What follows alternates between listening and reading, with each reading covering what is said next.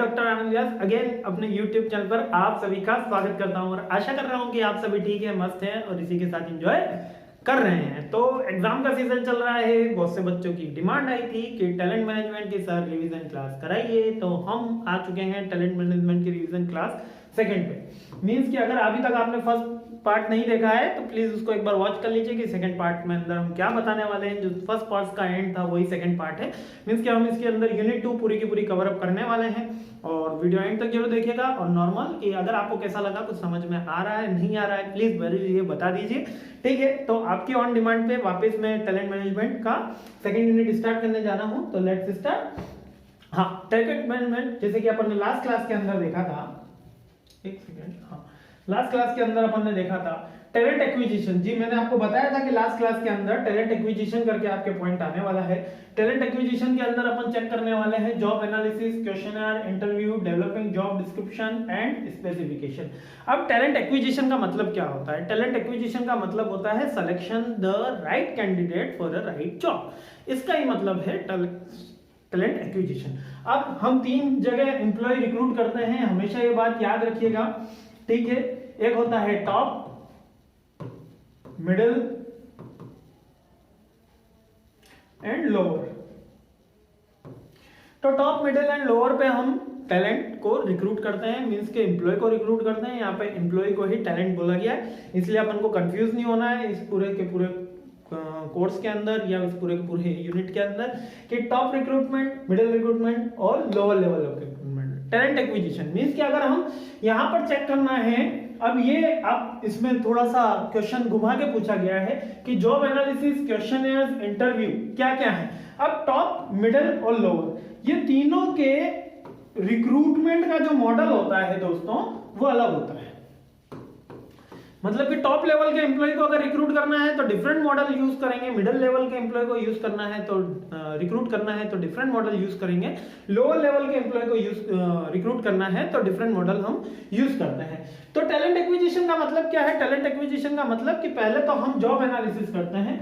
Job analysis का मतलब कि जॉब की एक पर्टिकुलर कुछ स्किल रिक्वायरमेंट होती है, कुछ डिस्क्रिप्शन उसका दिया हुआ होता है, ठीक है।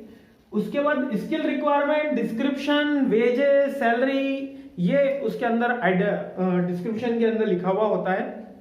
अब बेसिकली किसी भी न्यूज़पेपर का कोई भी एडवर्टीजमेंट देखेंगे तो उसके अंदर लिखा हुआ होता है मिनिमम रिक्वायरमेंट एमबीए पास, minimum requirement BA BCom pass, accountant jobs, तो ये अकाउंटेंट वैकेंसी, ये इस तरीके से होता है। जॉब लोकेशन दिया हुआ होता है और कुछ एडवर्टीजमेंट के अंदर सैलरी भी वो लिख के देते हैं। तो that is the job analysis कि कौन सा बंदा किस जॉब के लिए हो सकता है, क्या क्या हमको particular kinds of skill required होगी, कौन सी चीजें उसको एलिजिबल होना होगा, वो 12th पास होना चाहिए, एमबीए होना चाहिए, बीकॉम होना चाहिए, सीए होना चाहिए, सीएस होना चाहिए, कौन सी रिक्वायरमेंट होनी चाहिए मिनिमम उसकी स्किल के अंदर।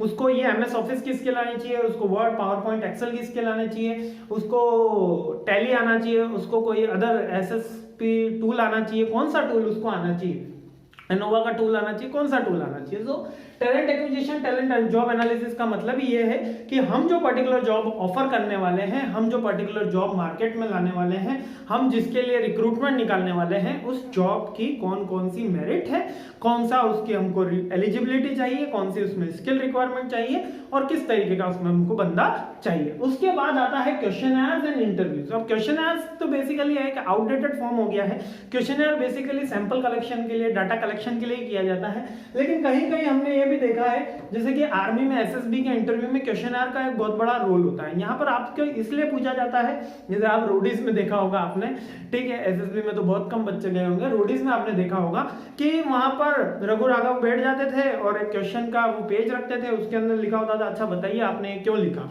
अच्छा बताइए your what is your biggest failure, तो बताइए what is your biggest achievement, what is your biggest hobby, के ग्रेटेस्ट अचीवमेंट कह सकते हो, ग्रेटेस्ट हॉबी कह सकते हो, ग्रेटेस्ट फेल्योर कह सकते हो, what you Shem about it with you for you, sorry, है ना। तो ये क्वेश्चनर, तो क्वेश्चनर का बेसिकली जो आइडियल होता है कि आप किसी बंदे को उसके पास्ट एक्सपीरियंस के आधार पर अगर हमको जज करना होता है, कुछ उसके एलिजिबिलिटी के अदर हमको कोई क्वेश्चन अगर पुट ऑन करना होता है, तो वो उसकी माइंडसेट चेक करने के लिए। क्वेश्चन का कभी भी यह मतलब नहीं होता कि आपकी ग्रामर चेक करनी है, आपकी हैंडराइटिंग चेक करनी है।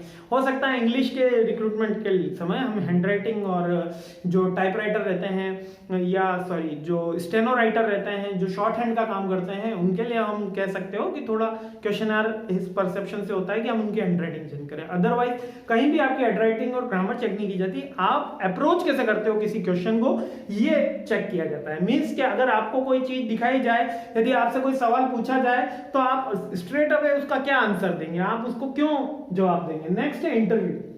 अब कुछ इंटरव्यू के भी टाइप्स होते हैं। एक ग्रुप इंटरव्यू होता है जो आईएएस आरआईएस के जो एडमिनिस्ट्रेटिव जॉब्स, जो higher level of administrative jobs होते हैं, वहाँ पे ग्रुप इंटरव्यू होते हैं। आजकल तो 3-4 नॉर्मल बंदे बैठते ही हैं इंटरव्यू के अंदर, लेकिन इंटरव्यू 1-to-1 भी होता है, पर्सन टू पर्सन भी होता है। ये डिपेंड करता है कौन सी जॉब के लिए हमको करना है। इंटरव्यू का मतलब क्या होता है, एक पर्सन दूसरे पर्सन से उसकी स्किल, क्वालिटी और नॉलेज के आस के आधार पे कुछ जज करता है और कुछ क्वेश्चन पुट ऑन करता है, उसी के बदले में वो जवाब देता है। ये आप ऑलरेडी आप सब सीख चुके हो, ठीक है। Developing job description and job specification. अब जॉब डिस्क्रिप्शन का मतलब तो अभी मैंने आपको डिटेल में बता दिया। जॉब स्पेसिफिकेशन का मतलब, डिस्क्रिप्शन के अंदर तो हमने सारे पॉइंट्स वो लिखे कि कौन सी स्किल, कौन सी डिस्क्रिप्शन। जॉब स्पेसिफिकेशन का मतलब रोल क्या रहने वाला है, एक अकाउंटेंट की रोल एंड रिस्पॉन्सिबिलिटी कौन कौन सी रहने वाली है, कौन कौन सी स्पेसिफिक टास्क को वो कंप्लीट करेगा। यहाँ पर तो एक पर्टिकुलर हमको उसका नॉलेज चेक करना है, नॉलेज चाहिए रिक्वायर्ड है। और यहाँ पर हम जॉब के बारे में बात करेंगे कि अगर उसको रिक्रूट कर लिया, उस अकाउंटेंट को रख लिया, तो भैया वो 5 कंपनी का बैलेंस शीट देखेगा या 3 कंपनी का बैलेंस शीट देखेगा, वो लेबर को सैलरी बांटेगा, वो स्टाफ की सैलरी बनाएगा, वो वीकडेज इस तरीके से कैलकुलेट करेगा, ओवर टाइम इस तरीके से कैलकुलेट करेगा। दैट इज जॉब स्पेसिफिकेशन, ठीक है। I hope I am clear to each and everyone, ठीक है। बहुत छोटा सा, बहुत अच्छा सा टॉपिक है। हाँ, नेक्स्ट है attracting and recruiting the best talent. This is the key point. मैं फिर से कह रहा हूं, ये एक की पॉइंट है टैलेंट मैनेजमेंट के अंदर, कि मींस के attracting and recruiting the best talent. Best talent का मतलब कि यहाँ पर हम उन्हीं एम्प्लॉय को अट्रैक्ट करें कि वो हमारे यहाँ रिक्रूटमेंट के लिए अप्लाई करें। आज आपके यहाँ पर अगर गूगल कंपनी आ जाती है, अमेजॉन कंपनी आ जाती, कहती है कि हम अमेजॉन के अंदर ऑफिस के अंदर आपको जॉब देने वाले हैं, 9 to 4 टाइमिंग रहने वाला है। और एक दूसरी मैरिज लाइफ कंपनी आती है, XYZ लिमिटेड, छोटी कंपनी आ जाती है। अगर आप कहेंगे कि कौन सी कंपनी में अप्लाई करेंगे, तो आप में से ज्यादातर कैंडिडेट अमेजॉन, फ्लिपकार्ट, गूगल या जो मल्टीनेशनल कंपनी है उनमें। क्यों? क्योंकि एक माइंडसेट होता है आपके लिए कि वहां पर वर्क एनवायरनमेंट अच्छा होगा, ग्रोथ के चांसेस अच्छे होंगे, रिटेंशन अच्छा होगा, डेवलपमेंट अच्छा होगा, मॉनेटरी वैल्यू हाई मिलेगी। अगर मॉनेटरी दोनों के अंदर इक्वल भी मिले तब भी आप हायर कंपनी में ही जॉब करेंगे। और कितनी बार तो कम सैलरी में भी बच्चे हायर कंपनी ज्वाइन करते हैं। क्यों? क्योंकि वहां पे ग्रोथ के चांसेस ज्यादा होते हैं। तो अट्रैक्टिंग द बेस्ट टैलेंट, अपन पहले इसको ऐसे पढ़ते हैं, रिक्रूटमेंट को छुपा देता हूं मैं। Attracting the best talent means क्या, जो मोस्ट क्रीम लेयर है वो आपकी कंपनी में अप्लाई कर रही है कि नहीं कर रही है। उसके लिए कुछ फंडे होते हैं क्या, जैसे कि आप हायर पोटेंशियल रखिए, ग्रोथ रखिए, एडवर्टीजमेंट सही प्लेस पे दीजिए। मींस क्या, मैंने पहले भी बताया था कि एडवर्टीजमेंट जो देना है हमको करेक्ट न्यूज़पेपर में देना है। गलत न्यूज़पेपर पे दिया तो कोई उसका मतलब नहीं रहेगा। गलत पोजीशन पे आप घर के चौराहे पे लगा दो कि हमको रिक्रूटमेंट की जरूरत है, तो हायर लेवल ऑफ एम्प्लॉय अगर वो कोई बेंगलोर में है, कोई बड़ौदा में है, कोई सूरत में है, तो वो वहां तक आपकी बात नहीं पहुंच पाई। रिक्रूटिंग द बेस्ट टैलेंट, उनमें से हम जो टॉप क्रीम आया उनमें से हम हमारे फ्रूटफुल क्या है। हाँ, उस पर डिफरेंट परसेप्शन चेक किया जाता है। पहला परसेप्शन तो मॉनेटरी होता है, उसकी सैलरी कितना ले रहा है। दूसरा कि उसकी एलिजिबिलिटी कितनी है, वो हमको कितना बेनिफिट प्रोवाइड करा सकता है। Then strategic trend in the talent. अब यहाँ पर ट्रेंड क्या चल रहा है, ट्रेंड का मतलब कि एम्प्लॉय की एवरेज सैलरी कितनी चल रही है। एवरेज सैलरी भी हमको ध्यान में रखनी होती है। मान लीजिए अगर एम्प्लॉय की एवरेज सैलरी 20,000 पर मंथ चल रही है, तो आपको इसके अराउंड ही अगर पेमेंट करोगे तभी नॉर्मल पर्सन मिलेगा।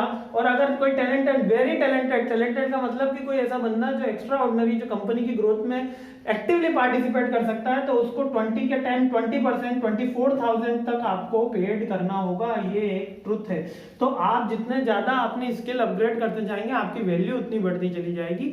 इसलिए कभी भी आप किसी भी कोर्स को करने के बाद रुकिए मत, अपने आप को एडवांस करते रहिए। तो strategic trends in the talent अगर आप इससे कम देंगे तो आपको जो फ्रेशर्स हैं वही मिल पाएंगे, मींस के ऐसे एम्प्लॉय नहीं मिल पाएंगे जिनके पास कुछ सर्टेन काइंड ऑफ नॉलेज होगा, सर्टेन काइंड ऑफ एक्सपीरियंस होगा और वो यूज्ड टू होंगे आपकी कंपनी के पोर्टफोलियो से। Then acquisition, talent acquisition and management solution. अब एक्विजिशन के बारे में अपन ऑलरेडी चर्चा कर चुके हैं, फिर से मैं रिपीट कर देता हूं। एक्विजिशन का मतलब ही है selection of the employ, acquisition का मतलब है उसको कैप्चर कर लेना। अब ये अपने भी हो सकता है, दूसरे किसी कंपनी कॉम्पिटिटिव से भी हो सकता है। आपने सुना होगा कि ए कंपनी से बंदा बी कंपनी में स्विच कर गया, बिना कोई इंटरव्यू हुआ, उसको देखा बी कंपनी के मालिक ने, ओनर ने देखा, इसका ओनर ने देखा कि ये जो एक्स बंदा है वो काफी अच्छा यहाँ पर परफॉर्म कर रहा है और इसके कारण से ए कंपनी काफी अच्छी ग्रोथ करी, तो बी कंपनी ने कुछ नहीं करा, वो सीधे सीधे वो एक्स बंदे को अपने यहाँ पर हायर सैलरी का लालच देके या कुछ पोजीशन का लालच देके या किसी भी तरीके से उसकी ग्रोथ का बेनिफिट देके उसको अपने यहाँ पर बुला लिया। तो ये भी एक एक्विजिशन हुआ। अब एक्विजिशन का नॉर्मल यही टाइप नहीं कि आप दूसरी ऑर्गेनाइजेशन से लेते हैं, एक्विजिशन में भी सिंपल प्रोसेस आता है, रिक्रूटमेंट सिलेक्शन। तो सारे पॉइंट्स ओवरलैप है, केवल इतना याद रखना है कि एक्विजिशन का मतलब क्या है। एक्विजिशन का मतलब ही है रिक्रूटमेंट ऑफ द एम्प्लॉय और उसके साथ में सिलेक्शन जुड़ा हुआ है। रिक्रूटमेंट बोला यानी सिलेक्शन जुड़ा हुआ है। Recruitment and selecting the right candidate, that is mean the acquisition of the talent. और talent acquisition and management solution, यदि ये इसके डिफरेंट पॉइंट्स होते हैं कि आप करेक्ट आइडियोलॉजी कैसे ले सकते हैं। पहला तो आपको आपका जो जॉब डिस्क्रिप्शन है, जॉब स्पेसिफिकेशन है, उसको करेक्ट करना होगा। उसके बाद सारी की सारी बातें होंगी। अगर आप वही करेक्ट नहीं होंगी तो सारी चीजें आगे की गलत हो जाएंगी।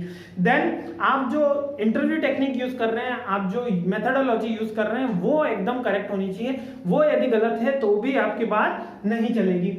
उसके बाद आपने जो प्रोसेस करा है उसके बाद जो डेवलपमेंट की एक्टिविटी है वो भी आपको करेक्ट यूज करनी है। डेवलपमेंट और ट्रेनिंग की एक्टिविटी ये भी टाइम टू टाइम डिलीवर होनी चाहिए, जिससे क्या होता है कंपनी में स्किलफुल एनवायरनमेंट होता है, कॉम्पिटिटिव एनवायरनमेंट होता है, जो कंपनी की ग्रोथ के लिए काफी ज्यादा अच्छा होता है। Last but not important, last but not least, कि आपको रिटेनिंग ऑफ द एम्प्लॉय बहुत जरूरी है। यदि कोई एम्प्लॉय आउटडेटेड परफॉर्म करता है या लो परफॉर्म करता है तो ऐसा नहीं कि उसको फायर कर दो, उसके नीड एनालिसिस करो, उसका मींस कह सकते हो आप गैप एनालिसिस करो कि वो कहां पर लॉस हुआ, उसके कहां पे उसको प्रॉब्लम आई, किस कारण से वो परफॉर्म नहीं कर पा रहा है और उसको सॉर्ट आउट करो, क्योंकि हर किसी को इंप्रूव किया जा सकता है।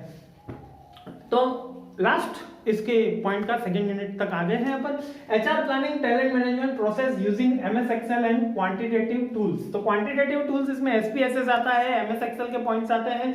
मींस के आप उसका एक नंबरलॉजी बनाइए कि उसका इसमें 1 नंबर आया, इसमें 5 नंबर आया, इसमें 6 नंबर आया, ए टास्क में, बी टास्क में इसके कितने नंबर आए, 3 नंबर आए, 2 नंबर आए, 4 नंबर आए। यहाँ पर 3 एम्प्लॉय थे, मान लेते हैं राम, श्याम और रहीम।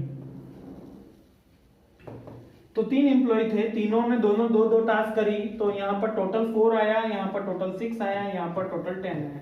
तो इट मींस के जो रहीम भाई साहब हैं इनको ट्रेनिंग की इतनी आवश्यकता नहीं है जितनी राम और शाम को है। तो राम और शाम को ज्यादा ट्रेनिंग प्रोवाइड कराया जाए, राम और शाम को ज्यादा इसमें डेवलपमेंट की एक्टिविटी प्रोवाइड कराया जाए और देयर इज रहीम को नेक्स्ट लेवल की ट्रेनिंग जो ऑलरेडी वो कैप्चर कर चुके हैं उससे नेक्स्ट लेवल की ट्रेनिंग मींस के जो लेवल एडवांस लेवल की ट्रेनिंग है वो रहीम को दी जाए। तो देयर इज अ मेथोडोलॉजी कि आपको चेक करना है।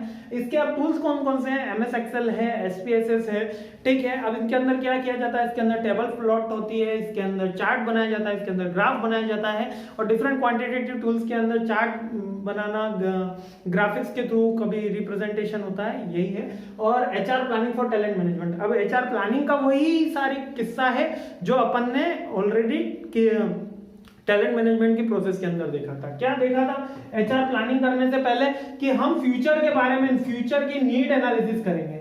फ्यूचर की नीड मींस आज की नीड तो करेंगे ही, उसके साथ फ्यूचर आने वाले 10 साल बाद कंपनी कहां पहुंचने वाली, 15 साल बाद कंपनी कहां पहुंचने वाली, तो वो फ्यूचर की नीड आइडेंटिफाई करेंगे। देन हम देखेंगे कि उसके बाद नीड आइडेंटिफाई होने के बाद हमारा बजट क्या होने वाला है, हम within the organization company को डेवलप कर सकते हैं, एम्प्लॉइज को डेवलप कर सकते हैं या नहीं कर सकते। नहीं कर सकते तो अगर बाहर से करेंगे तो उसकी कॉस्ट क्या आने वाली है, और अगर हम इसी एम्प्लॉइज को राम, रहीम और श्याम इन तीनों को डेवलप करते हैं तो उसकी कॉस्ट क्या आने वाली है, इसका कंपैरिजन किया जाएगा, देन सेलेक्ट किया जाएगा, देन रिक्रूट किया जाएगा, देन रिक्रूट किया जाएगा, देन सेलेक्ट किया जाएगा, देन फीडबैक लिया जाएगा। ये सारी की सारी एचआर प्लानिंग का हिस्सा होती है। इसके अंदर हम डिफरेंट टूल्स भी यूज कर सकते हैं। ये एमएस एक्सेल केवल एक एग्जांपल के तौर पे दिया हुआ है। An numbers of the tools available होते हैं जो आपको हेल्प करते हैं। MS Excel is only a workbook जहां आप अपने डेटा को वेरियस काइंड्स मैनेजमेंट से थ्रू प्रॉपरली डिस्ट्रीब्यूट कर सकते हैं। मींस के ये केवल इंफॉर्मेशन डेटा जो रहेगा वो एक इंफॉर्मेटिव वे में आ जाएगा। यहाँ पर आपने टेबल बना दी, कोई ग्राफ बना दिया, प्लॉट कर दिया तो आप की आइडेंटिफाई कर पाएंगे। या अगर आपने पाई चार्ट बना दिया, आप देख लिया कि ये 40% एम्प्लॉय जो है वो लो लेवल पे है, 60% जो है हाई लेवल पे है, तो 40% एम्प्लॉइज का हमको नीड एनालिसिस करना है, कहाँ पे उनका गैप एनालिसिस करना है, वो डिफरेंट टर्म्स है, लेकिन ये एक एचआर प्लानिंग का हिस्सा है। I hope I am clear to each and every one of you. And next, evolution of the factors affecting the HR planning. अब कौन कौन से फैक्टर्स हैं जो एचआर प्लानिंग को इफेक्ट करते हैं? सबसे पहला तो हमारा टाइम पीरियड रहता है कि किस टाइम पीरियड के लिए हम एचआर की प्लानिंग कर रहे हैं। दूसरा, हमारी कॉस्ट क्या है। तीसरा, हमारी रिटेंशन रेशियो क्या है। यहां पर मैंने रिटेंशन रेशियो की बात करी है कि हमारे को कितने एम्प्लॉय हम रिक्रूट करते हैं और कितने उसमें कंटिन्यूस चलते रहते हैं। ठीक है, टाइम क्या है, कॉस्ट क्या है, रिटेंशन क्या है, इसके बाद हमारा बजट क्या है, कॉस्ट के अंदर बजट आ गया। ठीक है, और कौन से factors within the organization factors हैं, विद इन और आउटसाइड दोनों ऑर्गेनाइजेशन के factors, economic factors, political factors, social factors, हमारी कंपनी की क्या आइडियोलॉजी है, प्रोडक्ट कॉस्ट, प्रोडक्ट मैनेजमेंट, ये सारे के सारे फैक्टर्स हमारे को एचआर प्लानिंग के अंदर इंपैक्ट करते हैं। अब सर इतने सारे पॉइंट याद कैसे करें? तो इतने सारे पॉइंट केवल एक नॉर्मल पॉइंट से याद कर लो कि यदि आप खुद किसी बंदे को रिक्रूट करोगे, यदि आप खुद 5 साल बाद किसी बंदे को रिक्रूट करना होगा तो किन किन चीजों की आवश्यकता होगी, कौन कौन से पॉइंट उसके अंदर आपको कंसीडर करने होंगे, कौन सी स्किल की रिक्वायरमेंट होगी, कौन सी नीड की रिक्वायरमेंट होगी, कितना आपकी कंपनी का फाइनेंशियल कॉस्ट आएगी, कितना टाइम मैनेजमेंट करना होगा, कौन से उसकी कॉम्पिटिटिव एडवांटेज लेना होगा, ये सारे के सारे पॉइंट्स भी हमारे इसके अंदर आ जाते हैं। लास्ट स्लाइड पे आ चुके हैं हम, strategic view of recruitment and selection. Strategic view, अब यहां पर एक बात करी गई है स्ट्रेटेजिक। अब स्ट्रेटेजिक का मतलब होता है रणनीति। रणनीति का मतलब है कि यहाँ पे रिक्रूटमेंट और सिलेक्शन के लिए हम न केवल प्लान बनाएं बल्कि एक स्ट्रेटेजी तैयार करें। So what is the difference between plan and strategy? Plan 1 2 3 4 होंगे, 4 प्लान होंगे, लेकिन उनमें से जो बेस्ट आउटकम, जिससे बेस्ट इनपुट देने से बेस्ट आउटपुट निकल सकता है, दैट इज ए स्ट्रेटेजी। तो हम कौन सी स्ट्रेटेजी फिक्स करेंगे, हम कौन सा आइडियोलॉजी फिक्स करेंगे, ये हमारा strategic view of recruitment and selection है। मींस कि विन विन सिचुएशन होनी चाहिए। 5 साल बाद कोई बंदा रिटायर्ड होने वाला है तो उसकी जगह लेने के लिए आज से ही हमको किसी को रिक्रूट करना होगा, आज से ही किसी को डेवलप करना होगा, आज से। ये है स्ट्रेटेजिक रिक्रूटमेंट। और प्लानिंग के अपन ने हाँ करेंगे, ये 5 बंदे हैं, इनमें से कोई कर लेंगे। स्ट्रेटेजी यानी कि फिक्स रणनीति। जब आर्मी किसी पे अटैक करती है तो दे आर स्ट्रेटेजी, कि वो स्ट्रेटेजी करनी है और हमको कोई टास्क परफॉर्म करना है, अगर नहीं हुआ तो फेलियर हो जाएगा। इसमें फेलियर के कोई चांसेस नहीं होते। They are higher rate of, strategy fail नहीं होते ऐसा नहीं, but higher rate of probability कि आप विन होंगे। मींस कि आप सारे इफ एंड बट्स चेक कर लेते हैं, सारे प्लान चेक कर लेते हैं। इन प्लानिंग से जो बेस्ट आउटपुट आप चूज करते हैं उसके थ्रू आप अपनी स्ट्रेटेजी डिसाइड करते हैं। स्ट्रेटेजी मींस कि आप इसको नॉर्मल वे में कह सकते हो कि your the best plan is called your strategy. ठीक है, I hope I am clear to each and everyone. I hope I completed the all the points related to the second unit. मिलते हैं next video के अंदर और third unit में बात करते हैं। तब तक आप जरूर मुझे बताइएगा कि आपको ये वीडियो कैसा लगा। Thanks for